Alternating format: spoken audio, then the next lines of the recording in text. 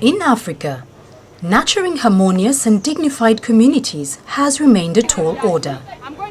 According to the findings of ISIS Wiki, undermining of institutions has led to a culture of violence.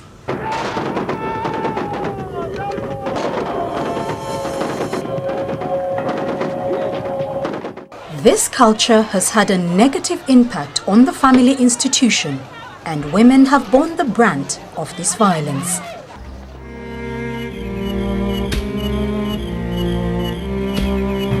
This ignored violence at a family level has laid the foundation for mass violations that eventually lead to full-blown national and conflicts.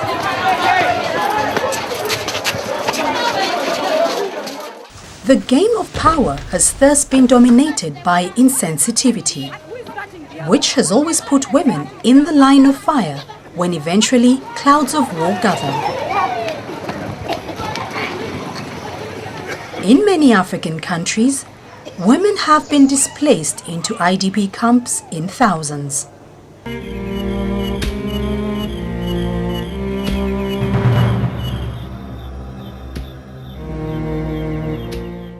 But the greatest tragedy of all has been the sexual violence. Women are abducted, gang raped, maimed, mutilated, and forced into marriages.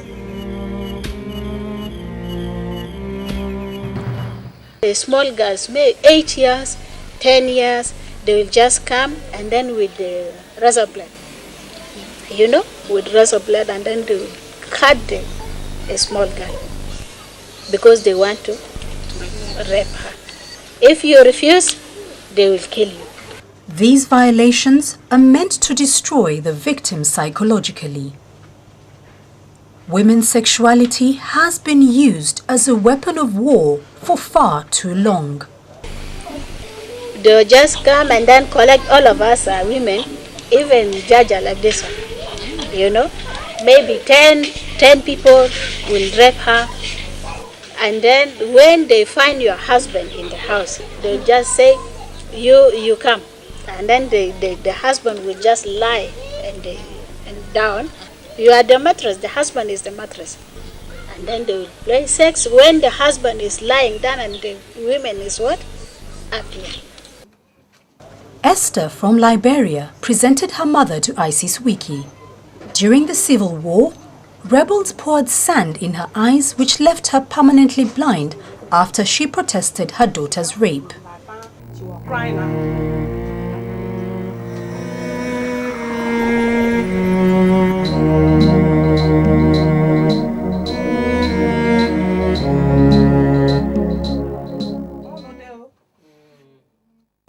But who listens to the cry of such women?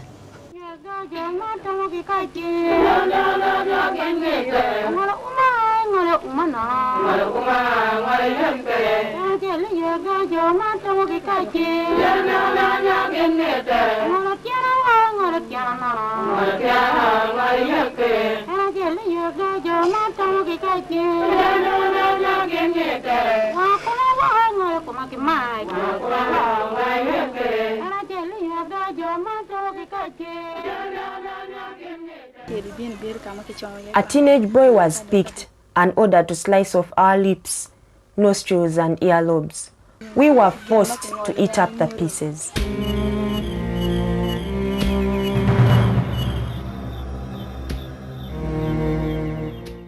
They soaked me in paraffin, struck a match 3 times and tried to light me up.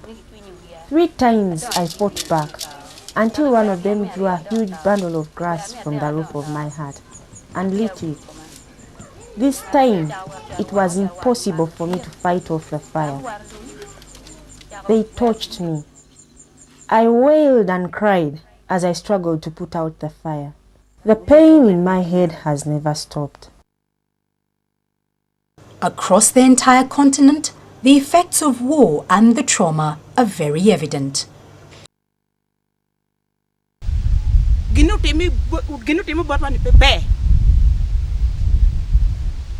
Wanu na ngolo dana me ngolo kanyi duju ani yati ye na ngolo kati ya guru duju ani yati ye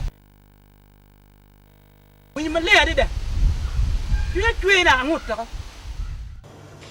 in African countries that boast of being peaceful, women battering is still the order of the day. Many women are still taken as second-class citizens, and those who dare call for their rights are brutally silenced.